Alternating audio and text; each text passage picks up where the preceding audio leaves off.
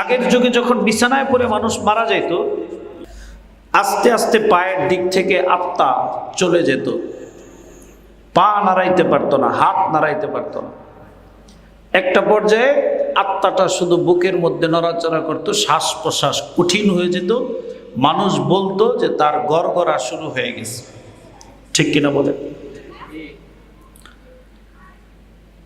বান্দা যখন দেখে বান্দার রুহটা বান্দার গলার মধ্যে চলে আসছে, কণ্ঠ নারীর এখানে চলে আসছে, তো ফেরেশতা বান্দারে বলে, কাল্লা ইযা বালাগাতিত তারাকিয়া ওয়া কিলা মান আরাক। আব্দুর রহমান, আব্দুল করিম, দুনিয়ায় তোমারে কাশপুর স্ট্যান্ড থেকে গ্রেফতার করলে, বড় লিডার ফোন দিলে তোমাকে পুলিশ ছেড়ে দিত। দুনিয়ায় তুমি অসুস্থ হলে হসপিটালে নিলে তোমার চিকিৎসার ইন্তজাম হইতো। এখন তোমার রুহটা এখানে ঠেকায় দিলাম, তোমাকে কে বাঁচাবে? বান্দা ফেল ফেল করে অসহায়ের মতো সন্তানের দিকে তাকায় থাকবে, সন্তান উপকার করতে পারবে না। স্ত্রীর দিকে তাকায় থাকবে, স্ত্রী উপকার করতে পারবে না। হাত নাড়ানোর চেষ্টা করবে, দেখবে হাত নড়ে না। বান্দা অসহায় হয়ে বলবে, ওয়াজান্না আন্নাহুল ফিরাক।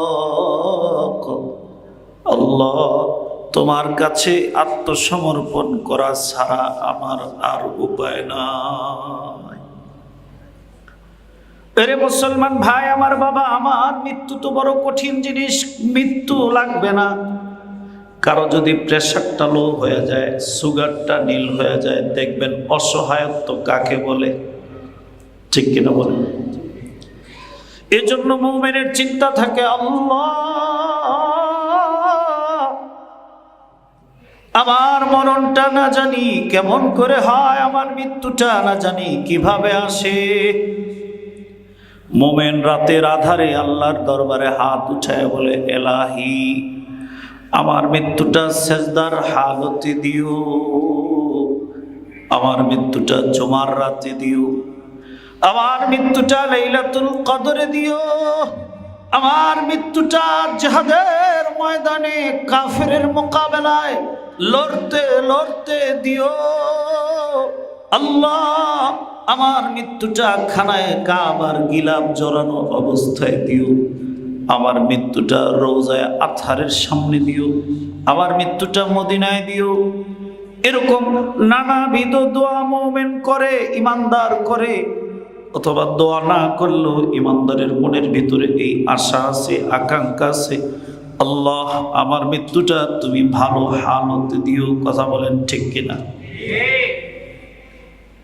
কিন্তু এই সব কিছুর মধ্যে ঝামেলা থাকতে পারে। কাবার চত্বরে আপনার ইন্তেকাল হইল ঠিক, কিন্তু ওই কাবার চত্বরে আপনি গেলেন মানুষরে দেখানোর জন্য, তাহলে ওখানে মরার দ্বারা আপনি বেনিফিশিয়ার হইলেন না, লাভবান হইলেন না। জিহাদের ময়দানে ইন্তেকাল করেছেন, যদি উদ্দেশ্য থাকে মানুষকে দেখানোর জন্য, তাহলে ওই শহীদ হওয়া আপনাকে ফায়দা দিবে না। সেজদার হালতে আপনার ইন্তেকাল হয়েছে, যদি উদ্দেশ্য থাকে মানুষকে দেখানো, আপনার সেজদার হালতের মৃত্যু আপনাকে ফায়দা দিবে না। তাহলে কিভাবে আমাদের মৃত্যু ফায়দা দিবে? আল্লাহ বলে, ইয়া আইয়াতুহান নাফসুল মুতমাইন্নাহ, নেককারের মৃত্যুটা হবে ফেরেশতা রেশমি রুমাল চেহারার সামনে ধরে বলবে, ও নফসে মুতমাইন্নাহ, ও প্রশান্ত আত্মার অধিকারী, ইরজিই ইলা রাব্বিকি রাদিয়াতাম মারদিয়া, তোমার রব তোমার উপরে খুশি, তুমি চলো। আল্লাহু আকবার বলেন। তাহলে এই মৃত্যুটা হচ্ছে বান্দার জন্য উপকারী, যে এমন হালতে আমার মৃত্যু হবে যেই হালতে আমার রব আমার উপরে সন্তুষ্ট থাকবে। তাহলে সব দোয়া না করে এই দোয়াটা করা উচিত। কথা বুঝেননি? যে আল্লাহ আমাকে এমন অবস্থায় তুমি ডাক দিবা যে অবস্থায় তুমি আমার উপরে কি থাকো, সন্তুষ্ট থাকো। মানে ইমানের হালতে আমার কি হয়, মৃত্যু হয়। আমি ছোট মানুষ, বড়রা আসবে কথা বলবে, নানুপুরের হযরত আছে, আমাদের পুরান ঢাকার মুফতি কামাল উদ্দিন কাসেমি সাহেব আছেন, বড় মানুষ, ওনারা কথা বলবে। আমি আপনাদের সামনে ইমানি মৃত্যু লাভের কয়েকটা আমল বলবো, এটা আমার কথা না। হানাফি মাযহাবের মুখপাত্র, হানাফি মাযহাবের অনেক বড় মুহাদ্দিস, ফকিহ, অনেক বড় মুফাক্কির, হানাফি মাযহাবের অনেক বড় একজন আলেম, যার নাম হচ্ছে মোল্লা আলী কারি রহমতুল্লাহ আলাইহি, বলে মেশকাত কিতাবের গ্রন্থ বেরকাত উনি রচনা করেছেন, বড় বড় ব্যাখ্যা গ্রন্থ লিখেছেন, বড় বড় কিতাব রচনা করেছেন। উনি বলেন এই কয়টা আমল করলে একজন মানুষ ঈমান নিয়ে আল্লাহর দরবারে যাবে। সুবহানাল্লাহ।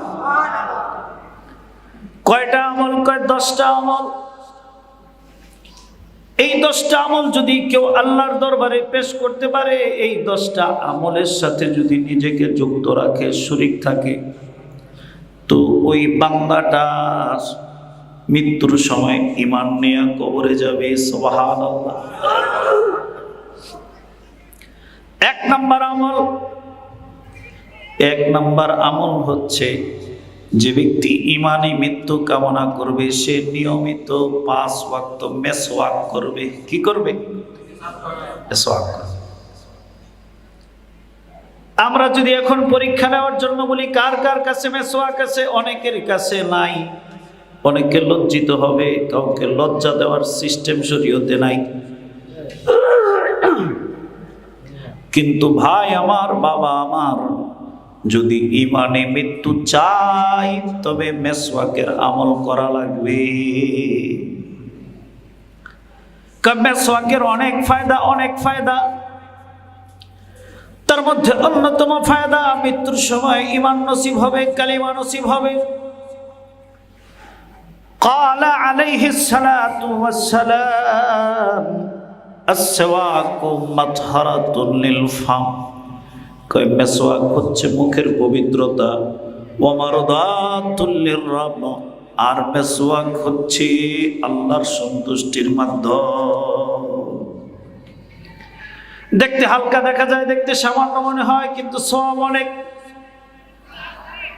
মেসওয়াক করে বান্দা যখন সালাতে দাঁড়ায় যায়, তো বান্দা 1 রাকাত নামাজ পড়বে, বান্দার সওয়াব হবে 70 রাকাত।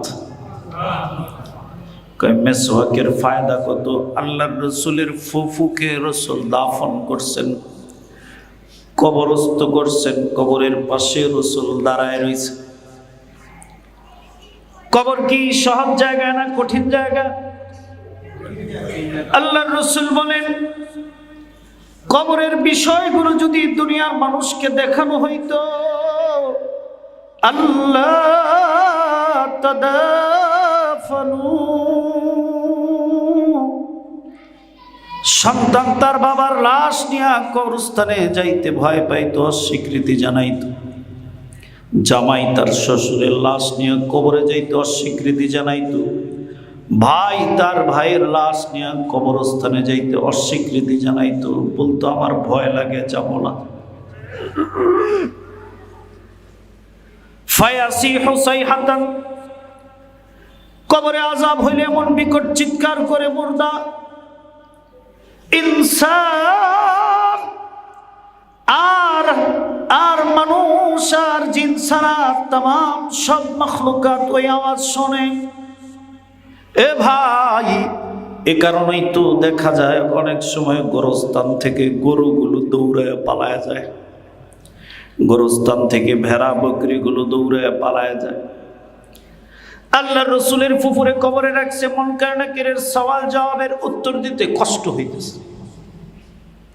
হাবিব আল্লাহর দরবারে হাত উঠায় বলতেছে, ওগো আল্লাহ, তুমি আমার ফুফুর সওয়াল জবাবকে আসান করে দাও, সহজ করে দাও। সওয়াল জবাব হয়ে গেছে পরে বাড়িতে এসে খোঁজ দিছে, তার তো কোনো আমলের ঘাটতি ছিল না। ঘটনা কি, কারণ কি? পাওয়া গেছে মেসওয়াকের ব্যাপারে অবহেলা ছিল, মেসওয়াকের ব্যাপারে গুরুত্ব ছিল না। এই মুসলমান ভাই আমার, বাবা আমার, আম্মা জান আয়েশা রাদিয়াল্লাহু তাআলা আনহা বলে, আল্লাহর রাসূল এত পরিমাণ মেসওয়াক করতেন, আমি আশঙ্কা করতাম রাসূলের সামনের দাঁতের মাড়িগুলো না জানি খুইলা পড়ে যায়। আল্লাহু আকবার। আমাদের সমাজে ভালো করে বুঝেন, অনেক মানুষ আছে যারা দিনদার। আপনি মাগরিবের নামাজের পরে 2 রাকাত সুন্নত এখানে কেউ ছাড়ে নাই, আমি বিশ্বাস করি, ঠিক কিনা বলেন? কেউ ছাড়ছেন? এশার নামাজের পরে 2 রাকাত সুন্নত কেউ ছাড়েন নাই। কেন ছাড়েন নাই? এটা সুন্নতে, বলেন ভয় নাই, সুন্নতে মুআক্কাদা। মেসওয়াক করাও সুন্নতে মুআক্কাদা। বুখারীর শরহ খোলেন, মিশকাতের শরহ খোলেন, সুন্নতে মুআক্কাদার থেকে মেসওয়াককে এর নিচের হুকুমে নামানোর কোনো সুযোগ নাই। অথচ বহু দিনদার মানুষ এটাকে জানেই না। এটা যে এই পর্যায়ের গুরুত্বপূর্ণ এটা অনেকের অনুধাবনেই নাই। ওয়াজ তো বহুত আমরা করি, বহুত আমরা শুনি। আজকের মজলিস থেকে যদি একটা জিনিস ধারণ করে যাইতে পারি যে আজকের থেকে আর মেসওয়াক ছাড়ব না, এটাই হবে আমার আপনার ওয়াজ শোনা সার্থক, এটাই হবে আমার আপনার ঈমান নিয়ে দুনিয়ার থেকে যাওয়ার মাধ্যম। মেসওয়াক করব তো ইনশাআল্লাহ। যেই কাজের সওয়াব বেশি ওই কাজের শয়তানের আক্রমণও বেশি। দেখবেন মেসওয়াক আজকে একটা কিনবেন টুপিওয়ালার থেকে, সকালে হারায় যাইব। এটা শয়তানের বাস্তব কিনা বলেন? রমজান মাসে আমরা মেসওয়াক নেই, মসজিদে মসজিদে বলে, 2 দিন পরে হারায় যায়।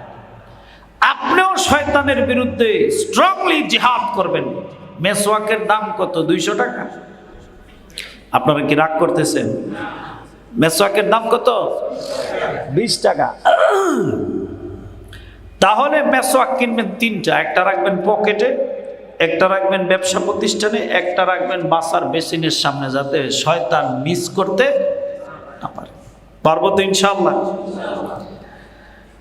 ইমানি মৃত্যুর 2 নম্বর আমল হচ্ছে, 2 নম্বর আমল হচ্ছে আজানের জবাব দেওয়া। কিসের জবাব দেওয়া?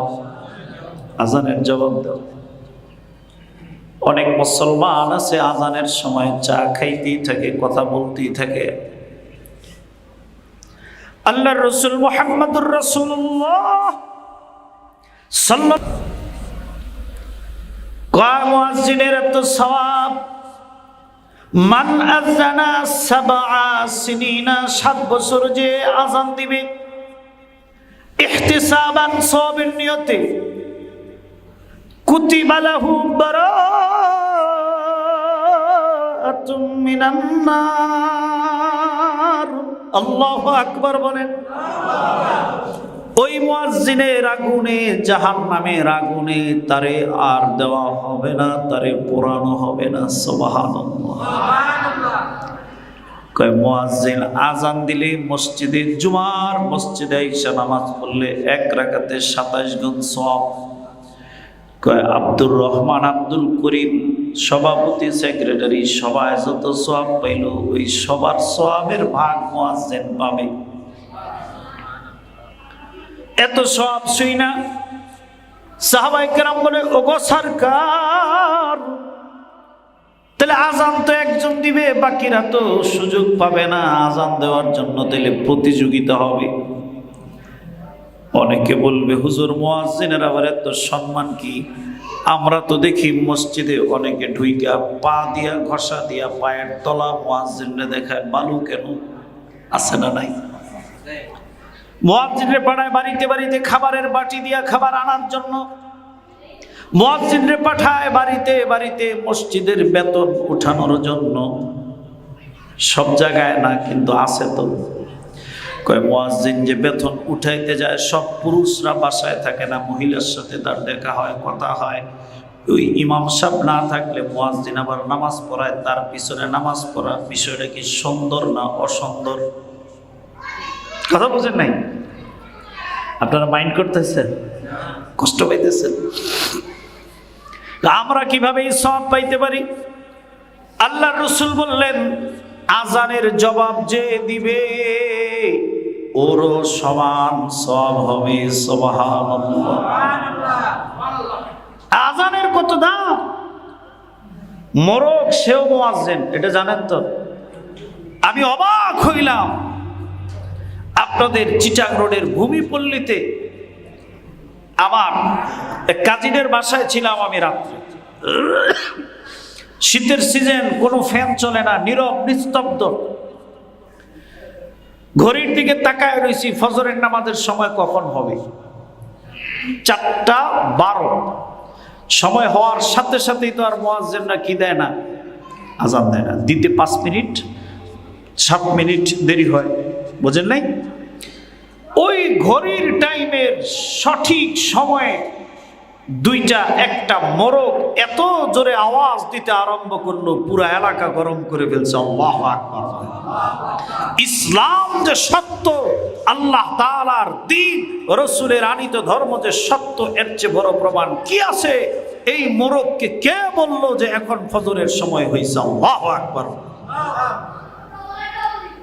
এই যে মোরগ মানুষের নামাজের জন্য ডাকে, এজন্য মোরগেরও একটা মর্যাদা আছে। সুবহানাল্লাহ বলেন। আল্লাহর রাসূল বলে, লা তাসুবুদ্দিকা, তোমরা মুরগিরে বকা দিও না। ফাইন্নাহু ইউকিযুকা লিস-সালাত, সে তোমাদেরকে নামাজের জন্য জাগায় দেয়। আল্লাহু আকবার। নামাজের জন্য ডাকে, এই কারণে একটা প্রাণী হয়ে, একটা পশু হয়েও তার দাম বেড়ে গেছে। সুবহানাল্লাহ। আমরা কিভাবে সওয়াব পাইতে পারি? আজানের জবাব দিলে তোমরা সওয়াব পাইবে। জবাব কি? মুয়াজ্জিন যখন বলবে আল্লাহু আকবার, আল্লাহু আকবার, যে শুনবে সেও বলবে আল্লাহু আকবার, আল্লাহু আকবার। মুয়াজ্জিন যখন বলবে আশহাদু আল্লা ইলাহা ইল্লাল্লাহ, যে শুনবে সেও বলবে আশহাদু আল্লা ইলাহা ইল্লাল্লাহ, আশহাদু আন্না মুহাম্মাদার রাসূলুল্লাহ, যে শুনবে সেও সেম এটা বলবে। এখন অনেকের মনে প্রশ্ন, হুজুর আপনারাই তো বলেন নবীজির নাম শুনলে সাল্লাল্লাহু আলাইহি ওয়াসাল্লাম পড়তে হয়, কিন্তু এইখানে হইল না কেন? কয় 2 কারণ। 1 নাম্বার হচ্ছে আল্লাহর রাসূল হাদিসের মধ্যে বলছেন ফাসআল মা তুতা, মুয়াজ্জিন যা বলবে তুমি তাই বলবে। 2 নাম্বার হচ্ছে আজানের শেষে দুরূদ শরীফ আছে, এইজন্য এখানে পড়া লাগে না। হাইয়া আলাস সালাহ, হাইয়া আলাল ফালার সময় বলবে লা হাওলা ওয়ালা কুওয়াতা ইল্লা বিল্লাহ। ইকামতের সময় সেম, কদ কামাতিস সালার সময় বলবে আকামাহাল্লাহু ওয়া আদামাহা। আর আসসালাতু খায়রুম মিনান নাওম, ওই সময় বলবে সাদাকতা ওয়া বারারতা। আজানের জবাব যে দিবে তার উপরে আল্লাহর রাসূলের শাফাআত ওয়াজিব হয়ে যায়। এখন প্রশ্ন, তাহলে ইমানি মৃত্যুর সাথে আজানের জবাব দেওয়ার সম্পর্ক কি? মুহাদ্দিসিনে কেরাম বলেন, আল্লাহর রাসূল যারে শাফাআত করবে তার তো অবশ্যই ঈমান থাকা লাগবে। সুতরাং আজানের জবাব যে দিবে সে কোনোদিন ঈমান ছাড়া মারা যাবে না। কঠিন কাজ, কঠিন কথা বলেন, কঠিন না সহজ? বাদশাহ হারুনুর রশিদের রাহমাতুল্লাহ আলাইহির স্ত্রী জুবাইদা, এ ভাই এ বাবা, আরাফার ময়দানে নহরে জুবাইদা আছে। হাজী সাহেবরা এখনো দেখে জুবাইদা জীবনে বড় বড় দান করেছে, বড় বড় কাজে ভূমিকা নিছে। জুবাইদার ইন্তেকালের পরে তারে জিজ্ঞাসা করতেছে, তুমি জান্নাত পাইলা কোন উসিলায়, কোন উসিলায়? রে কাশপুর এলাকার মা, কাশপুর এলাকার বোন, বড় গৌর সে শোনো, বড় ফিকিরের সাথে শোনো। জুবাইদা বলতেছে, আমি একদিন মাছ কাটতেছি, মসজিদের মুয়াজ্জিন আজানের ধ্বনি উঠাইছে, আজান ফুকার দিছে, সাথে সাথে আমি আমার মাথার কাপড়টা দিয়ে চুলটা ঢাকছি। মাছ কাটা যখন শুরু করছি, অর্ধেক কাটছি, মুয়াজ্জিন বলছে আল্লাহু আকবার, আমার আল্লাহ বড়, বড় কে? জোরে আওয়াজে বলেন বড় কে? কার? আমি মাছ কাটি নাই, মাছ কাটা বন্ধ করে দিয়া আমি আজানের জবাব দিছি, দুরূদ পাঠ করছি। আবার আল্লাহ বলছে, জুবাইদারি, তোর তামাম জিন্দেগীর বড় বড় আমল যত করছস, এর সব কিছুর চাইতে আমি আল্লাহর কাছে এই আজানের জবাব দেওয়ার আমলটা বেশি পছন্দ হয়েছে। তাইলে ইমানে মৃত্যুর 2 নাম্বার কাজ হচ্ছে কি করা? 1 নাম্বার কি? আলহামদুলিল্লাহ। 3 নাম্বার হচ্ছে বেশি বেশি ইস্তেগফার পড়া, বেশি বেশি আস্তাগফিরুল্লাহ, আস্তাগফিরুল্লাহ, আস্তাগফিরুল্লাহ।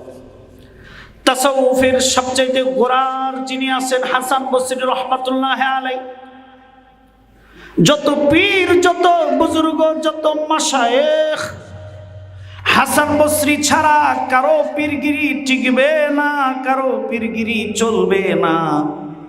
হযরত হাসান বসরি বইসা রইছে। এক ব্যক্তি আইসা কয়, ও হাসান, আমার সন্তান হয় না। কয় ইস্তেগফার করো। আরেক ব্যক্তি আইসা কয়, আমার জমিনে ফসল হয় না। কয় ইস্তেগফার পাঠ করো। আরেক ব্যক্তি আইসা কয়, ও হাসান, আমার জীবনে শান্তি হয় না। কয় ইস্তেগফার করো।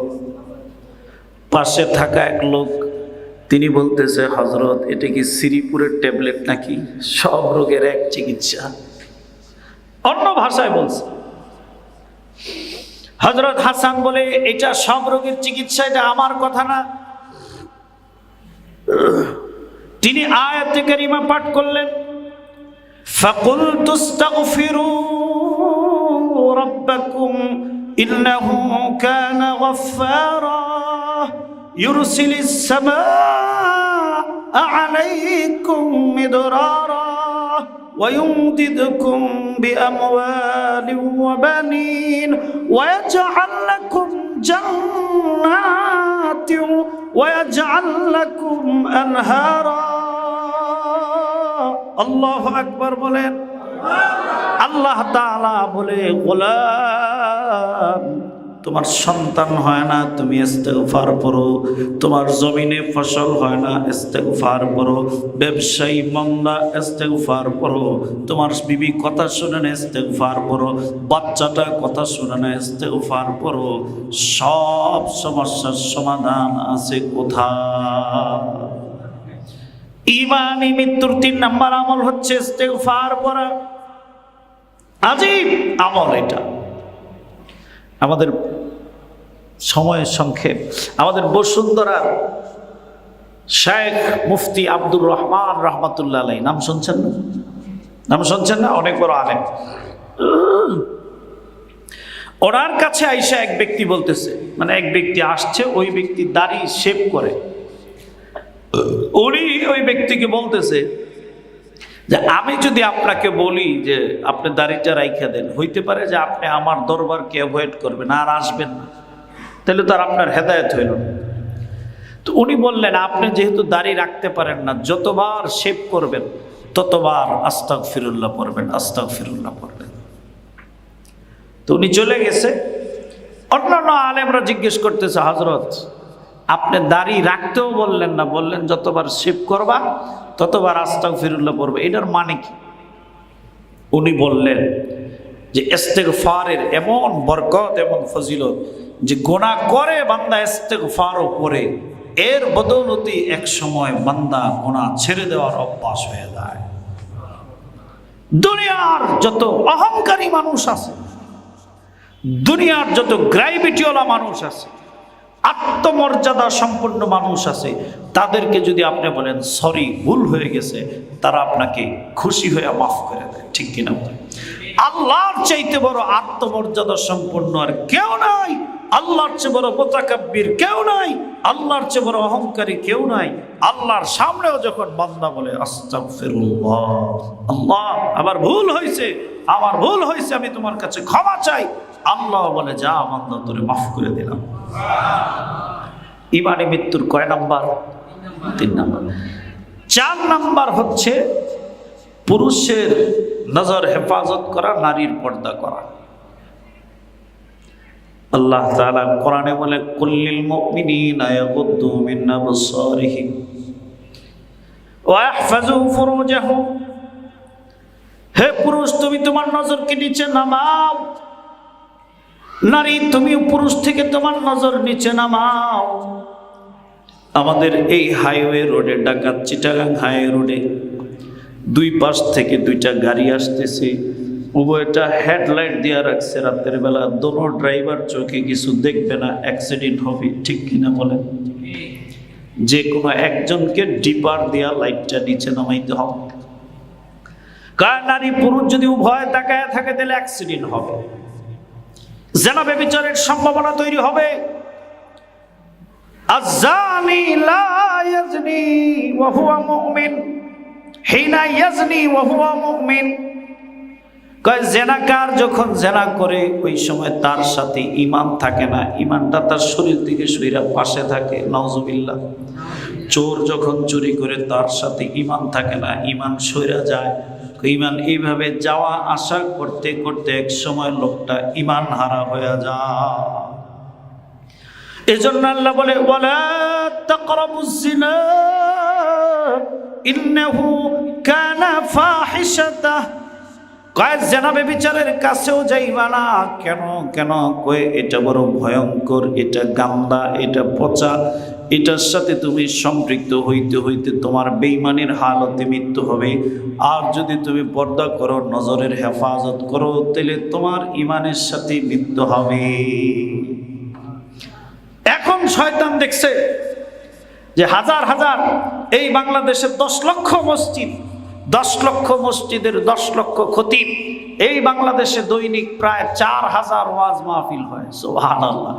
4000 ওয়াজ মাহফিলে 3 জন করে আলোচক আলোচনা করলে 12000 আলেম প্রতিদিন বলে পর্দা করো, জেনা করো না। এই জাতির দিয়ে তো জেনা করানো যাবে না, এই জাতির দিয়ে তো নজরের খেয়ানত করা যাবে না।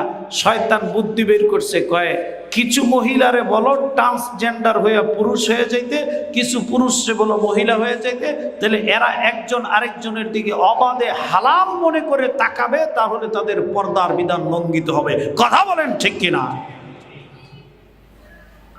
এই বিরাট এক ফিতনা আমাদের মধ্যে ঢুকে গেছে। আরো আফসোস লাগে কি জানেন?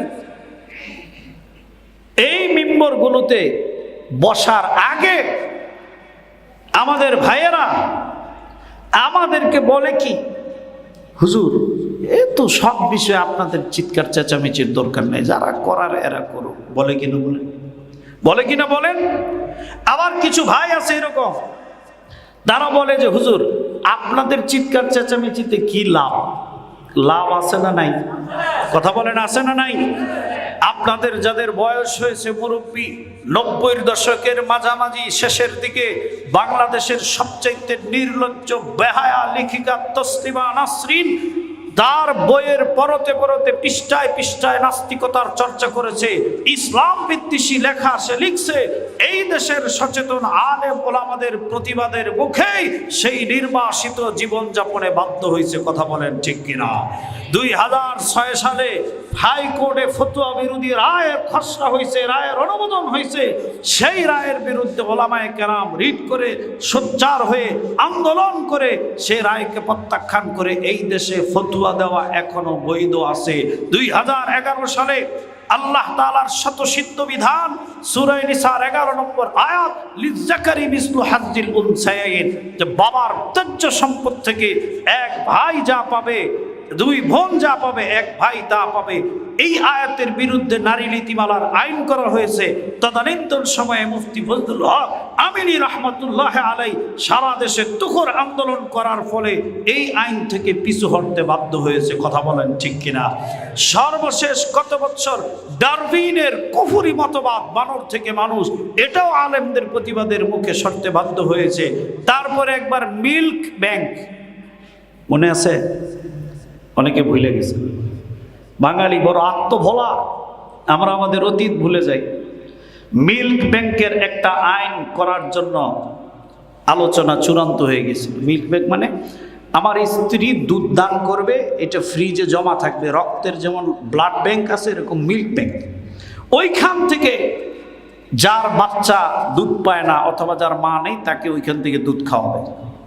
আপনার কাছে মনে হবে এটা তো একটা সমাজসেবামূলক কাজ, ঠিক কিনা বলেন? এইটা যে একটা অপরাধমূলক কাজ এটা বুঝবে কে? আলেম। এটা বুঝবে কে? যেমনি ভাবে একজন মানুষের ডায়াবেটিস হয়েছে, তার কাছে দুর্বলতা লাগে, মাথা ঝিমঝিম করে। এখন আপনি বুদ্ধি দিলেন যে তুমি বেশি বেশি শরবত খাও, হরলিক্স খাও, দুধ খাও, ডিম খাও। বলেন তো ওই রুগী বাঁচবে না কবরে যাবে? কথা বুঝেন না? কবরে যাবে না। তার যে দুধ ডিম কম খাইতে হবে, চিনি পরিত্যাগ করতে হবে, এটা জানে কে? ডাক্তার। এটা জানে কে? ডাক্তার দেখেই বলতে পারে না যে আপনার ডায়াবেটিস আছে, এর জন্য কি করে? ব্লাড টেস্ট করে। ঠিক তদ্রূপ কোনটা সেবা আর কোনটার সেবার নামে শয়তানি এটা বুঝে আলেম। আলেম নিজের থেকে সিদ্ধান্ত দেয় না। আলেমও কোরআন সুন্নাহর ল্যাবের ভিতরে ঢুকায়া যাচাই করে বাছাই করে সিদ্ধান্ত দেয় যে এটার নাম সেবা না, এটার নাম শয়তানি। কথা বলেন ঠিক কিনা? ওই মিল্ক ব্যাংকে মিল্ক পান করাইলে কি ক্ষতি হইতো? আপনি আপনার স্ত্রী কাঁচপুর একটা ব্রাঞ্চে মিল্ক জমা দিছে, দুধ, কাঁচপুরের ওই পাশে সোনাপুর অথবা চেঙ্গাইন, ওইখানকার এক বাচ্চা এই দুধ পান করছে। ইসলামী শরীয়ত বলে তারা দুধ ভাই বোন, তাদের সাথে আজীবন দেখা দেওয়া হালাল, বিবাহ করা হারাম। কিন্তু আপনি তো জানেন না ওই চেঙ্গাইন এলাকার কলিমুদ্দিনের মেয়ে সকিনা আপনার স্ত্রীর দুধ পান করছে, এটা আপনি জানেন না। 20 বছর পরে ওই মেয়েকে আপনার ছেলের জন্য ঘটকের মাধ্যমে বউ বানায় আনছেন, এটা কি হালাল বউ হইল না হারাম বউ হইল? তাহলে সমস্যা আছে না নাই? এখন যে ট্রান্সজেন্ডার আলোচিত, এখানেও কিছু কুবুদ্ধিজীবী এরা বলে যে অসুবিধা কি? অসুবিধা আছে না নাই? এটা আজকে বলবো না, এটা বললে আমার বিষয় থেকে আমি দূরে সরে যাব। তাহলে ঈমানি মৃত্যু নসিব হওয়ার 4 নম্বর আমল হচ্ছে নজরের হেফাজত করা, অর্থাৎ পর্দার এহতেমাম করা। কি করা ভাই? পর্দার এহতেমাম করা, পর্দার গুরুত্ব আরোপ করা। তাহলে একজন মুসলমান ঈমানি মৃত্যু কামনা করতে পারে। 4 নম্বর আল্লাহর ভয়। 5 নম্বর আল্লাহর ভয় দিলের ভিতরে থাকা। আল্লাহর ভয় যার দিলের ভিতরে আছে সে গুনাহ করতে পারে না। আল্লাহর ভয় যার দিলের ভিতরে আছে সে কোনোদিন পাপ কাজ করতে পারে না। কয় আল্লাহর ভয়ের এত দাম, এত দাম, একদিনও যদি কেউ আল্লাহর ভয়ে একটা গুনাহ ত্যাগ করে আল্লাহ পাক তারে তার আপন বানায় নেয়। নবী যুগের আগে একজন জালিম ছিল যার নাম ছিল কিফিল। সে জেনা ব্যভিচারে অভ্যস্ত ছিল, মদ্যপানে অভ্যস্ত ছিল। তার চাচাতো বোন তার কাছে কিছু টাকা ধার নেওয়ার জন্য আসছে। সে তার চাচাতো বোনকে কন্ডিশন দিছে, শয়তানের মাথায় তো সবসময় শয়তানি ঘুরে। কয় তোমারে আমি টাকা ধার দিব, বিনিময়ে তুমি আমার অবৈধ কামনা বাসনা চরিতার্থ করার সুযোগ দিতে হবে। নাউজুবিল্লাহ। ওই মেয়েটার চাহিদা এত প্রকট ছিল, বিপদ এত কঠিন ছিল, সে রাজি হয়ে গেছে। একা ঘরের ভিতরে কিফিল ঢুকে গেছে, জানা ব্যভিচার করবে। কোনো বাধা নাই, কোনো বিপত্তি নাই, কোনো ডিস্টার্ব করার কেউ নাই। কিফিল নিচের দিকে তাকায় দেখে তার চাচাতো বোনের চোখের নেত্র নালী কোনা বেয়ে বেয়ে পানি পড়ে। কিফিল বলে, বোন রে, এলাকার কত নারী আমার সাথে যৌনতায় অভ্যস্ত হয়ে আনন্দ প্রকাশ করলো, তুমি কেন কাঁদো? তোমার চোখের পানির হেতু কি? তোমার চোখের পানির কারণ কি? কিফিলের চাচাতো বোন বলে, ভাই রে, আমার জীবনে আমার সতীত্বটা আমি কোথাও হরণ হইতে দেই নাই, আমার সতীত্বটা আমি কখনো হারাই নাই। আজকে জীবনে প্রথম তোমার কাছে আমার সতীত্বটা বিলীন হইতেছে। আয় বোন, আয় ভাই, আমার সতীত্ব হারানোর ভয়ে, আমার সতীত্বের জন্য আমার বড় কষ্ট হয়, কিছু টাকার জন্য আমার সতীত্বটা আমি বিলায় দিতেছি, এজন্য আমি কাঁদতেছি। আমার দিলে বড় বড় কষ্ট লাগতেছে, এজন্য আমি কাঁদতেছি।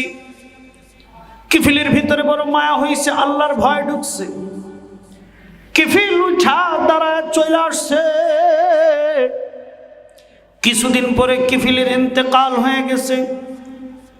সঙ্গত কারণেই এলাকার মানুষ বলতেছে, ভালোই হয়েছে, একটা জালিমের মৃত্যু হয়েছে। কিছু মানুষ আছে ইন্তেকাল করলে মানুষ খুশি হয়, এত জালিম। কথা বলেন ঠিক কিনা? কিছু মানুষের ইন্তেকালে মানুষ আলহামদুলিল্লাহ পড়ে, কিছু মানুষের ইন্তেকালে মানুষ কাঁদে। এলাকার লোকেরা বলতেছে, ভালোই হয়েছে কিফিল মারা গেছে। কয়েকজন গিয়া কিফিলের বাড়ির চৌকাটে দরজায় দেখে আরবিতে লেখা উঠে গেছে, কদ গফারাল্লাহু লিল কিফিল। আল্লাহু আকবার। কিফিলের সব গুনাহ মাফ করে দিয়েছেন কে? একদিন গুনাহ থেকে পরিত্যাগ থাকার কারণে আল্লাহ পাক কিফিলের সব গুনাহ মাফ করে কিফিলের আল্লাহ জান্নাতে পাঠায়। ইমাম শাফি রহমাতুল্লাহ আলাইহির যুগ রাষ্ট্রের প্রধান বিচারপতি, রাষ্ট্রের প্রধান বিচারপতি, উনি ওনার স্ত্রীর কাছে আসছে, বাড়িতে আসছে। স্ত্রীরে ডাকতেছে যে এদিকে আসো। স্ত্রী আসে না, গুরুত্ব নাই। হঠাৎ করে স্ত্রী বলে কি, মানে এমনি হেয়ালি পনায় খামখেয়ালি করে বলতেছে যে তোমার মতো জাহান্নামীর ডাকে আমি সাড়া দিতে রাজি না। নাউজুবিল্লাহ। এখন ওই বিচারপতির মিজাজ খারাপ হয়েছে, ইগুতে লাগছে। সে বলতে যে আমি যদি জাহান্নামী হই তাহলে তুমি তালাক। তাহলে তুমি কি? তালাক। এখন ওই বিচারপতি কি জান্নাতি না জাহান্নামী এটা কি কেউ ডিসিশন দিতে পারে? কথা মনে হয় বুঝেন নাই। আপনি জান্নাতি না জাহান্নামী এটা কি আমরা বলতে পারবো? এটা আমরা বলতে পারি না, কারণ এটা জানে কে? আল্লাহ। এখন আর বিবির সাথে ঘর সংসার করতে পারে না, বিপত্তি। আমি কি জান্নাতি না জাহান্নামী এটা তো আমি জানি না। হায় হায়, বিচারপতি নিজে বিরাট বড় ফাইসে গেছে। এলাকায় খবরটা ছড়ায় গেছে। আমাদের সমাজে কিছু ভাই আছে, তালাক দেওয়ার পরে তাদের স্ত্রীর প্রতি ভালোবাসা সমুদ্রের ঢেউয়ের মতো উতলাইতে থাকে। ঠিক কিনা বলেন? বোঝেন নাই? সব মাসালা ইচ্ছা জিজ্ঞেস করে খতিব সাহেব রে, ইমাম সাহেব রে, কিন্তু তালাক দিয়ে ফেললে এই মাসালাটার খতিব সাহেবরে জিজ্ঞাসা করে না। এটার জন্য 2000 টাকা দিয়ে আলাদা ভাড়া করা হুজুর আনে, যাতে ওই বউটা জায়েজ করে দিতে পারে। ঠিক কিনা বলে? তো ইমাম শাফি রহমাতুল্লাহ আলাইহি এই সংবাদটা পেয়ে উনি আস্তে করে বললেন যে বিচারপতি যদি আমার কাছে আসতো তাহলে আমি এটারে জায়েজ করার একটা পন্থা পদ্ধতি বলে দিতাম। সুবহানাল্লাহ। তো এই খবর যদি বিচারপতি পায় তাহলে তার আর আনন্দের শেষ আছে? বলেন। সে তো আনন্দে আত্মহারা হয়ে গেছে। আনন্দে আত্মহারা হয়ে আসছে, হুজুর আমার একটা ব্যবস্থা করে দেন, একটা ব্যবস্থা করে দেন যাতে করে আমি আমার স্ত্রী নিয়ে ঘর সংসার করতে পারি। তো ইমাম শাফি রহমতুল্লাহ আলাই ওনারে পার্সোনাল ডাইকে নিছে, নিয়ে বলতেছে যে বিচারপতি সাহেব, আপনি চোখটা বন্ধ করে লক্ষ্য করেন, খেয়াল করেন, আপনার পুরা জীবনে এমন কোন একটা কাজ আছে কিনা যেটা গোনা হারাম, শুধুমাত্র আল্লাহর ভয়ে ছেড়ে দিছেন, দুনিয়ার কাউরে দেখানোর জন্য না, কাউরে খুশি করার জন্য না, আল্লাহর ভয়ে ওই কাজটা পরিত্যাগ করছেন, এমন একটা হিস্ট্রি আপনার চোখ থেকে? কয় হ্যাঁ আছে। কি সেটা? আমি একদিন বাড়ির ভিতরে প্রবেশ করলাম, বাড়িতে আমার বউ নাই, আমার বাচ্চারা নাই, একটা সুন্দরী যুবতী কাজের মেয়ে আছে। কাজের মেয়েটা তার নিজের মতো কাজ করতেছে, সে নিজের মতো, আমি যে তার পিছনে তারে ফলো করতেছি এটার প্রতি তার খেয়াল নাই, ভ্রুক্ষেপ নাই। আমার মনের ভিতরে তখন শয়তান ওয়াসওয়াসা দিল যে তার উপরে আক্রমণ কর। কয় শয়তান আমারে বুঝাইতেছে, যদি ধরা খাস তাহলে বিচারপতি তো তুই নিজেই, অসুবিধা নাই, আর যদি মেয়েটা অভিযোগ করে তাহলে গরিব মানুষ কিছু টাকা দিলে ম্যানেজ হয়ে যাবে। আমি তার কাছে চলে গেছি, একদম কাছাকাছি পিছনে।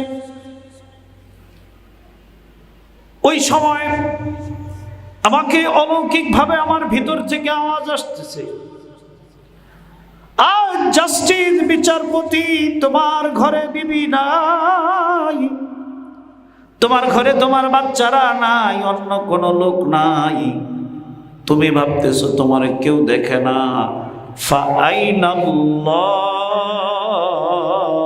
তাহলে তোমার আল্লাহ কোথায়? আল্লাহু আকবার। আমার ভিতরে অনুশোচনা আসলো, আল্লাহর ভয় আসছে। আমি আর তার সাথে আমার খারাপ মনোবাসনা চরিতার্থ করি নাই। ও ইমামে শাফি, আমি ওই কাজটা ওই দিন শুধু আল্লাহর ভয়ে করি নাই। ইমাম শাফি কয়, আপনার বউ তালাক হয় নাই? সুবহানাল্লাহ। কেমনে কেমনে? ইমাম শাফি কয়, ও আম্মা মান খাফা মাকাম রাব্বিহি ওয়া নাহান নাফসা আনিল হাওয়া ফাইন্নাল জান্নাতা হিয়াল মাওয়া। কেউ যদি আল্লাহর ভয়ে গুনাহ ছেড়ে দেয় তার জন্য অপেক্ষা করে মালিকের জান্নাত। সুতরাং আপনি জান্নাতি, আপনার বিবি তালাক হবে না। সুবহানাল্লাহ। তাহলে আল্লাহর ভয় দিলের ভিতরে থাকলে ইমানে মৃত্যু নসিব হবে। 6 নম্বর, আল্লাহর মোহাব্বত দিলের ভিতরে থাকলে ইমানে মৃত্যু নসিব হবে। আল্লাহর মোহাব্বত কি? ও যে বুজুর্গ ওলি বুজুর্গরা দিনের পর দিন বলছে, জান্নাত ও দোজখ সে ইয়া রব क्या करूं, आरज़ू है मैं तुझे देखा करूं। আল্লাহ, তোমার জান্নাতের জন্য আমি ইবাদত করি না, তোমার জাহান্নামের ভয়েও আমি ইবাদত করি না। তোমার ভালোবাসায় আমার ইবাদত, তোমার ভালোবাসায় আমার সিজদা। কুল ইন্না সালাতি ওয়া নুসুকি ওয়া মাহইয়ায়া ওয়া মামাতি লিল্লাহি রাব্বিল আলামিন। বলেন, আপনার নামাজ, আপনার যাকাত, আপনার কোরবানি, আপনার হজ, আপনার মসজিদ বানানো, আপনার মাদ্রাসা বানানো, আপনার সব কদম কদম কার জন্য? আল্লাহর মোহাব্বতে বান্দা ইবাদত করবে, আল্লাহর মোহাব্বত দিলে লালন করবে। তার সামনে আজরাইল আসলে ওরে আল্লাহর মেহমানের মতো আল্লাহর কাছে নিয়ে যাবে। সুবহানাল্লাহ। কয় কেমন হবে? আল্লাহর রাসূল একটা গ্লাস নিয়ে বলে তাসিলু কামা তাসিলুল কাতরাতু মিন ফিস সিকা, কয়েকটা গ্লাসের থেকে পানির ফোঁটাগুলো যেমন আসানে টপ টপ করে পড়ে যায়, কয় নেককারের আত্মাটা এমন আসানের সাথে বের হয়ে যাবে, আসানের সাথে বের হয়ে যাবে। আল মাউতু তুহফাতুল লিল মুমিনিন, আল্লাহর রাসূল বলেন মুমিনের জন্য মৃত্যুটা একটা হাদিয়া, একটা উপঢৌকন। সুবহানাল্লাহ। বঙ্গভবন থেকে যদি একটা চিঠি পাঠায় আপনাকে পুরস্কার দেওয়ার জন্য, যদি বঙ্গভবন থেকে একটা চিঠি আসে আপনাকে গাড়ি দিয়ে নিয়ে যায়, ওইটা কি আপনার আযাবের যাওয়া না আনন্দের যাওয়া? জান্নাতে নেওয়ার জন্য যদি আল্লাহ পাক আপনার কাছে মালাকুল মউত পাঠায়, এটা কি আনন্দের না আযাবের? আনন্দের। এটা কিসে? আনন্দের। আর আযাবের মৃত্যু যদি হয় তাহলে অবস্থা বড় ভয়াবহ। আযাবের মৃত্যুর 3 ধরনের আযাব। 1 নাম্বার, আল্লাহর রাসূল এক হাদিসে বলেন নাফরমানের মৃত্যুটা কেমন হবে, কেমন হবে? কয় একটা নয়, 2টা নয়, 3টা নয়, 4টা নয়, 1000 তরবারি দিয়ে একসাথে আঘাত করলে গোলাম যেমন কষ্ট পাবে, নাফরমান এমন কষ্ট পাবে। নাউজুবিল্লাহ। অথবা কাঁটাযুক্ত একটা গাছ যদি শরীরের ভিতরে ঢুকায় দেওয়া হয়, ওই গাছের প্রত্যেকটা কাঁটার সাথে যদি রগগুলো পেঁচায়া যায় আর যদি টাইনা টাইনা বের করে, মানুষটা যত কষ্ট পাবে নাফরমান কত কষ্ট পাবে। নাফরমানের সবচেয়ে স্বাভাবিক কম কষ্টের মৃত্যু হলো একটা জিন্দা বকরিকে লটকায়া ছিললে যত কষ্ট হয় নাফরমানের অত কষ্ট হয়। নাউজুবিল্লাহ বলেন। তাহলে ইমানে মৃত্যুর 6 নাম্বার, 7 নাম্বার ছিল আল্লাহর ভয় এবং আল্লাহর ভালোবাসা, 7 নাম্বার। 8 নাম্বার হচ্ছে ইমানে মৃত্যুর 8 নাম্বার আমল হচ্ছে সব হালতে আল্লাহর শুকরিয়া আদায় করা। কি করা? শুকরিয়া আদায় করা। বিপদে আপদে সব অবস্থায় শুকরিয়া আদায় করা। কষ্ট আসুক, শান্তি আসুক, সুখ আসুক। 9 নাম্বার হচ্ছে সাদাকা করা, দান করা। আর সাদাকাতু তুতফিউ গাদাবার রাব।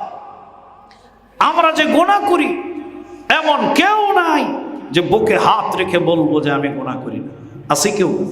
তো আল্লাহ পাক আমাদের গুনার কারণে আল্লাহ পাকের যে গুসা হয়, ওই গুসা নিভে যায় সদকার দ্বারা। সুবহানাল্লাহ।